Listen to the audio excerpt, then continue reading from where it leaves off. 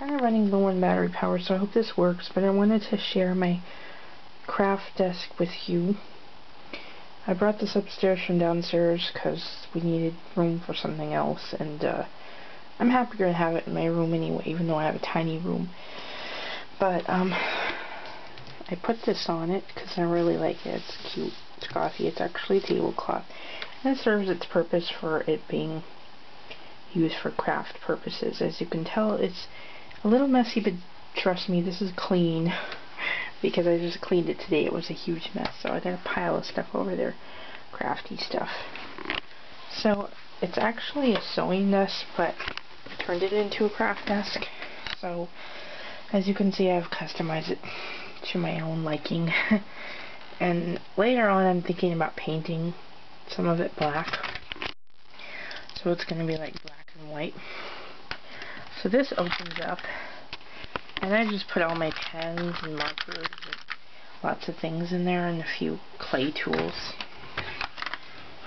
And then I have 4 drawers. This one contains clay, some random things, but clay and my acrylic paints. And it's kind of a messy drawer. I did just clean out today, just not really this drawer. And water containers for my painting.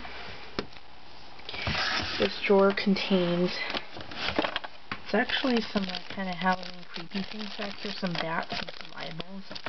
And then I've got my really good scissors, my pinking shears and some other scissors, and then tape and some tacks in there. This drawer is pretty much random.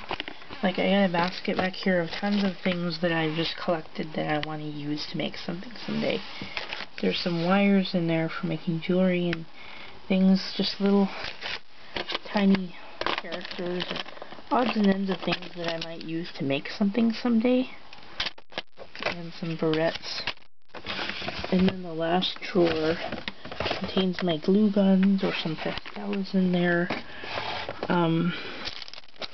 Some of these stick-on skulls and hearts, and some laminating paper. So, yeah. So that's my little craft area there. Thanks for watching. Later.